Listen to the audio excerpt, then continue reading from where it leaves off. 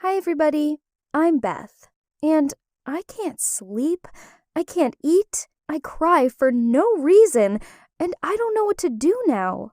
It all started when my mother's sister and her son came to visit us. His name is Dylan, and he's weird. I hadn't seen my cousin in a long time, but I had heard that he had a bunch of strange problems. For example, he would never take his beanie off because the previous year he had tried to cut his own ear off, like a certain famous artist from the last century. He also muttered to himself all the time, and he was constantly staring at me. I felt uneasy being under the same roof with him, even for one night. But it turned out that they had come to stay with us for 2 weeks. I immediately told my mother that Dylan was acting strange, but she figured that I was picking on him and told me that he was just shy and reserved, especially since his father died 3 years ago. A couple of days later, we were left at home alone, and here's what he did.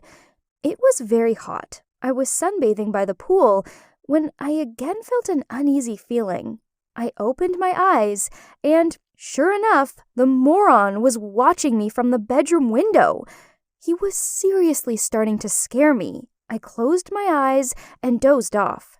And when I woke up, Dylan was lying next to me. I wanted to tell my mom about it, but for some reason, I kept silent. But I decided that I would never be alone at home with him again. Yeah, right.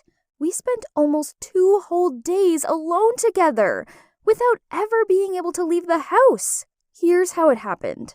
On Sunday, our mothers went to a market in the next town. They were supposed to return that evening, but a strong wind kicked up around lunchtime, and then it started raining cats and dogs. My mom called me with the good news that they would be spending the night there because it was too dangerous to drive.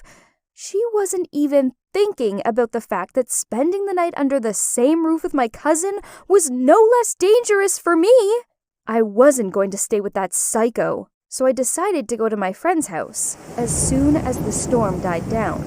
Dylan and I spent the entire evening in silence and didn't say a word to each other. It was time to go to bed, but I had no idea how I was going to fall asleep alone with him in an empty house. And she was playing for time on the internet. Dylan snuck up on me and scared me to death. And then he suddenly asked if I wanted hot chocolate. I said yes. The smell of chocolate calmed me down a bit, and then Dylan added that we could drink it in his room. After all, it would be better to wait out the storm with company. I still don't know why, but I followed him. When he closed his bedroom door behind me, I remembered that I had forgotten my phone in the kitchen, so if anything were to happen, I wouldn't be able to call for help. I was about to go back for my phone when Dylan said that he could read to me if I didn't mind. It turned out that he wrote poetry about everything in the world, and even about me. There were some pretty cute lines about how dimples appear on my cheeks when I smile. No one had ever written poetry to me. At least, none of my friends would do that. Dylan told me that he was always coming up with new poems and reciting them to himself. And then, the reason for his incomprehensible muttering had become clear to me. And then, I took off his ridiculous hat. It turned out that he was pretty cute, and both of his ears were there. Then I started asking him questions. I still don't know why. What happened next was my fault. I asked Dylan if he dated girls. He hesitated and said that he found it difficult to get along with people, especially with girls, because he was shy and closed off, especially after his dad passed away. That's when he started writing poetry. He had already fallen in love with girls several times, but they didn't even know, except for one. He had decided to send her a poem about how he felt, but then she laughed at him. I asked him if he had ever kissed anyone. Suddenly, Dylan took my face in his hands and kissed me tenderly. For real. It was strange and enjoyable. And then we lay on the floor for a long time and talked about everything that came to mind. The next morning, we cooked breakfast together and were like best friends. Even his strange hat stopped bothering me. When our mothers got back, they didn't understand that something had happened between us. We went to the movies, and then to a cafe, and then we walked until it got dark. And it went on like that every day. We didn't kiss again, but we were always together. The night before he had to leave, we snuck out of the house when everyone was asleep. We looked at the sky, and for the first time in my life, I tasted something stronger than beer. And then Dylan pulled something out of his pocket and told me that his best poems came from it. Stars are in the sky. Cinnabon is in the pie. People often cry. Only we're getting high. The next day, Dylan left. When we said goodbye, I could hardly hold back my tears. And when they got into the car, I suddenly shouted that I loved him. Our mothers had a laugh over how I had warmed up to him. Dylan didn't answer me. He just looked at me the only way he could. And for a couple of months now, I've been thinking about him all the time and how I feel about him. And he hasn't even messaged me. I called him once, but the conversation turned out to be dry. I decided that it would be better for us to meet in person. I'm saving money to go visit them. But am I doing the right thing? What am I hoping for? It's complete nonsense, and we can't be together. I know I shouldn't feel anything for him, but I can't help it. Tell me what you think about all this, and what I should do. Thanks. Hey bros, my name is Rick. I listen to rap. Today, I'm going to tell you my unusual story and how I fell in love with my dad's housekeeper, and how it all turned out. My dad is very rich, not like Bill Gates, but not bad either. We live in a big house. Me, Dad, and a dog named Damien. Which name do you like more, Rick or Damien? I like Damien, and I feel like Dad gave his dog a better name than his son. My mom died when I was 3 years old, according to my father. As I already mentioned, our house is very large, and Dad is a very busy man, so there were all sorts of strange girls cleaning up our property. Honestly, until I was 15, I didn't even pay attention to them. Dad's housekeepers, that is. But then something clicked inside me. Guys, you know what I'm talking about. I started watching them closely. They cleaned our house so beautifully. So after the dismissal of our last cleaning lady, she showed up.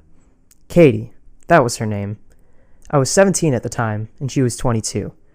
It was my first real love. Long legs, a cute face and body. Oh my god, her curves. That amazing girl even did stretches at our house when she had a spare minute. Since I wasn't at all shy around girls, I walked right over and introduced myself to her. No problem. That evening, I decided to get to know her better. We were sitting in the living room, sipping tea and talking. I told her about my school life, and she told me about her adult life. She probably wasn't very interested in listening to a 17-year-old, but she at least kept listening to me and smiling. When she started talking about herself, she put her hand on my knee. It was so nice. She told me that she hated school, so she dropped out. She worked as a dancer at a men's club. Then she got up, turned on the music, and danced for me. And then I went nuts. Oh my god, we had our own in-house model, a professional dancer. Basically, I got to know everything about her that night. I would sit in class and think all day about when I would finally get to go home and see her again. Every time she bent over to get something off the floor, I would watch her. She was the only girl I didn't want Dad to fire. One night, she was cleaning up my room when we got into a conversation and got closer. I could see her lips. Oh, I thought there would never be a better moment than this, especially since she didn't mind. She was letting me get so close to her. And then I leaned closer to kiss her. I closed my eyes, did everything like in the movies. But she just freaked out and stepped to the side. You should have seen the look of surprise on her face. She said, chuckling, "Are you crazy? They'll throw me in jail." And she continued to giggle. I felt so freaking awkward. But then she stopped laughing and said seriously, "Do you want me to teach you?" She set aside all of her cleaning supplies and came up to me. We kissed. It was simply incredible. I still remember that moment. After the kiss, she smiled, put on gloves, and went to clean up the dog in our yard. An incredible girl. I was in heaven until one day, I came home early. Dad was home, so I immediately thought to myself, no kisses today. I saw her gloves, the vacuum cleaner, and her uniform, and I heard some sounds coming from the second floor. Oh, I knew what it was. Dad was giving it to her. I immediately realized what they were doing up there and decided just to leave the house so that neither myself nor them would be embarrassed. I was gone for an hour and a half. I wondered how I was going to kiss a girl who was also kissing my father, and not only kisses. Gross! Okay, fine. So when I approached her again, I tried to hint at her that it was time for us to do our thing. She answered, "Let's stop with the games. I know you're going through puberty, but chill, man." No one had ever done me like that before. Girls were usually chasing after me because they knew I was from a wealthy family. But this bimbo had the nerve to talk to me like that. At first, she was smiling at me, but now she had switched to my father.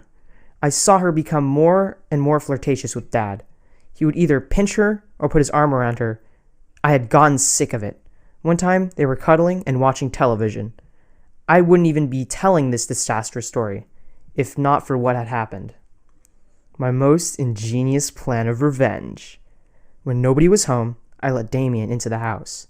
I brought a few piles of dog shit and scattered them around the house. When she arrived, she was in shock. And when Dad arrived, he was even more shocked. Our cleaning lady hadn't kept track of the dog. Of course, they found out that I was to blame. A few days later, she came up to me and pressed me up against the wall. She said something like, "You stupid little asshole, don't mess with my work." I don't know, but it seemed to me like she was only interested in my father's money, which really bothered me. The situation with Damien and the shit piles was repeated more often, and I started littering and throwing everything on the floor. After several such stunts, my father decided to have a serious talk with me. I already didn't care, so I proudly told him that I had sucked face with his housewife. I thought he would give me a slap on the face and tear me a new one. But it went like this. "Wow, really? Awesome. Well, I'm sleeping with her," he said, chuckling. To be honest, it freaked me out a little. I saw my dad differently then. Man, I love my dad. He understood me and decided to fire Kate. I waved goodbye to her and said, "Thanks for the kisses."